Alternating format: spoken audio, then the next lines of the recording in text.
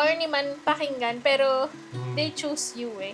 Alam mo pag pinili ka na nung aso as their fur parent. Ako personally, akala ko talaga hindi niya masasurvive. Friendly siya na hindi at the same time. Mas friendly siya sa Humans. Hey guys, welcome to another vlog. So as you can see, sit down setup tayo ngayon. Gusto lang namin pakilala yung mga fur daughters namin. So since nag-decide kami na mag-vlog, naisipan namin na pakilala yung dalawa naming anak-anakan. Kasi syempre, lagi nyo silang makikita. So, Chai, pakilala mo yung ating panganay.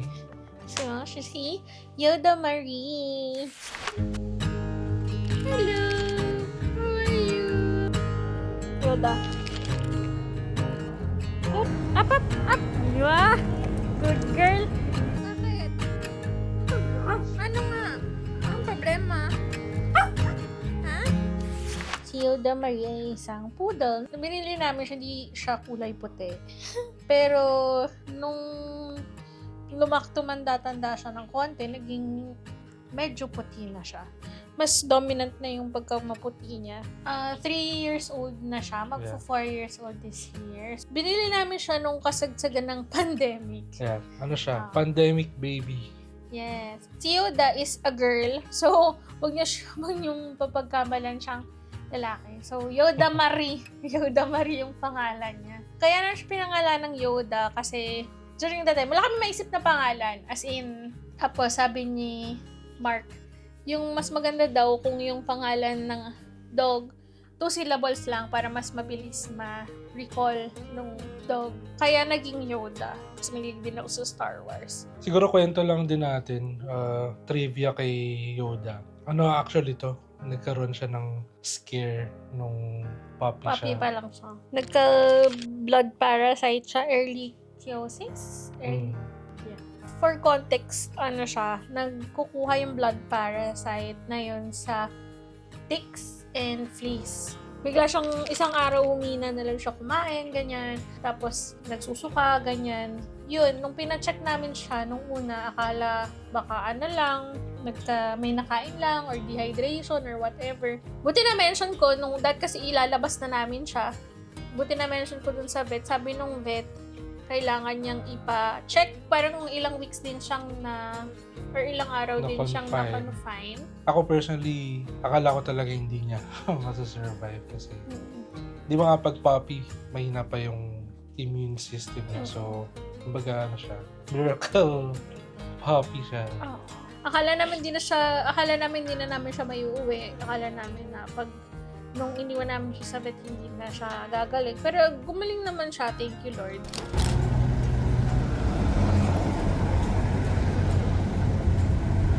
Let's go! Yes, pa-cute yarn. High five! High five! High five! Baba! So, yun balik yung story ni Yoda. One more thing, sa Tiendesitas namin siya nabili. So, yung story nung pagkabili din niya, hindi pa din kasi kami sure nun. Si Mark, nakita sa kanya din sa isang pet shop. Nakita niya yung dalawang poodle na sobrang cute talaga. May video tayo. Oo. Dalawa sila actually nun. Mas cute siya dun sa kapatid niya. For me kasi si Mark nun gusto niyang kuhanin yung kapatid ni Yoda eh. Ako, nung nakita ko si Yoda, talagang sabi ko, ito talaga yung tingin kong para sa atin. Pagka tumitingin kasi sa Tiendesitas, madalas yung mga nagbebenta doon, pinapahawak yung aso sa'yo. Doon mo malalaman kung para sa'yo yung dog. Corny man pakinggan, pero they choose you eh. Alam mo pag pinili ka na nung aso as their fur parent. Yan So, si that's Yoda.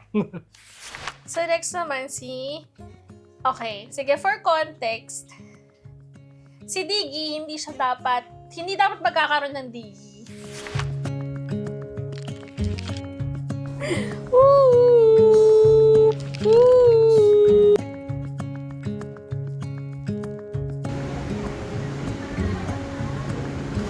Diggy! Diggy!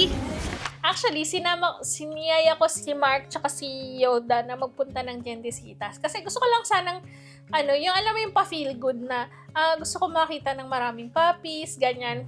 Ayun, yung sabi nga ni Chai, wala naman talaga kaming balak bumili nun, nag-iikot-ikot lang. Pero niya, pagdating namin dun sa isang shop, nakita niya tong si Diggy. So, parang nung nakita niya kami, parang sobrang clingy na niya, sobrang happy niya. Nung una, tahimik lang siya. Tapos nang pinansin namin siya, nagpapabibo na siya, nakikipaglaro. Nandun lang siya sa loob ng cage, nasa behind the glass.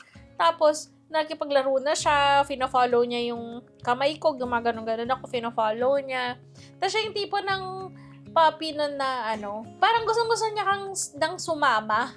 Ganon. Yung parang kulang na lang, sige na, kuhanin mo na ako, ganon. Ano yan? Teka lang.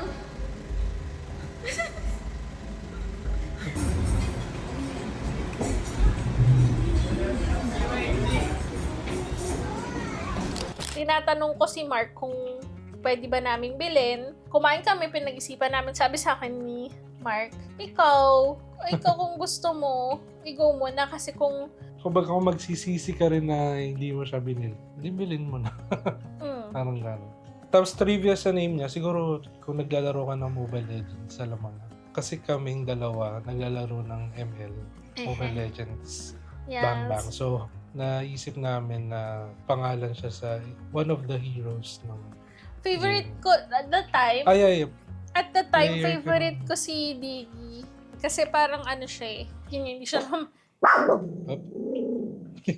Ay, sorry.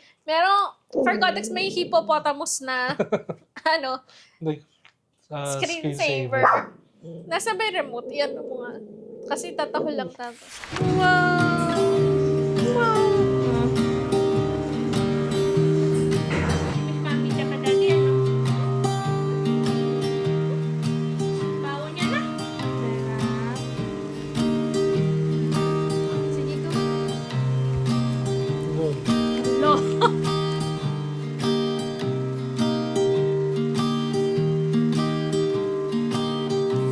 Ayun, yun yung story kung paano namin nakuha si Yoda. So, pakilala lang namin sa inyo, kung ano yung difference ng personalities nila. So, gusto namin siya i-describe as isang introvert tsaka isang extrovert. Si Yoda is more of like us. She's very introverted. Para din siyang pusa. May sarili siyang mundo minsan. Halimbawa, tatawagin mo siya, ay hindi siya lalapit. May times din na halimbawa nakaupo kami dito, si Diggy nakadikit sa amin, si Yoda preferred niya na umupo doon sa isang sofa or sa isang silya. Doon lang siya mag-stay. Friendly siya na hindi at the same time. Mas friendly siya sa humans. Parang ang niya, yung social battery niya mabilis maubos. Nade-drain. So, pag nag-reading, madalas kami before sa Paw Park, sa SM, may Paw Park doon. Libre lang yan, pumunta kayo kung gusto nyo.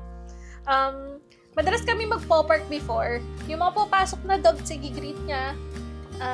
May kipaglaro siya for a good, siguro mga 10-15 minutes. Tapos after nun, uupo na siya sa tabi ng kahit na sinong tao.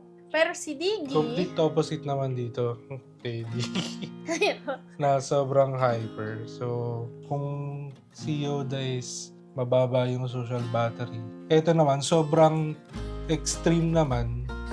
Kaya medyo na-off din yung mga fellow dogs. Pag nakakita siya ng fellow dog, sobrang na-excite siya.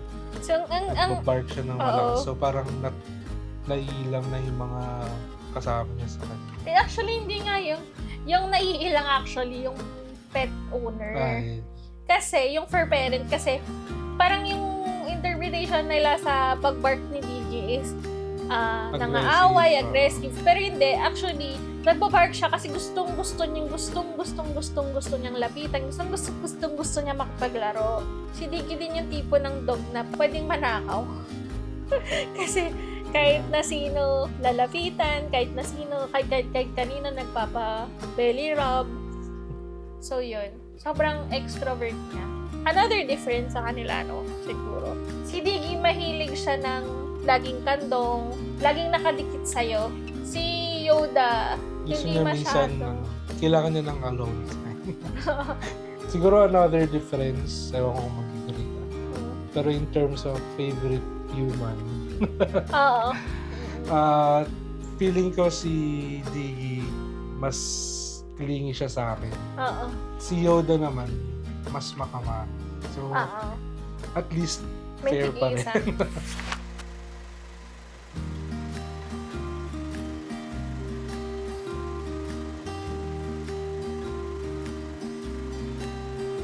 tigisan. Wait, ate.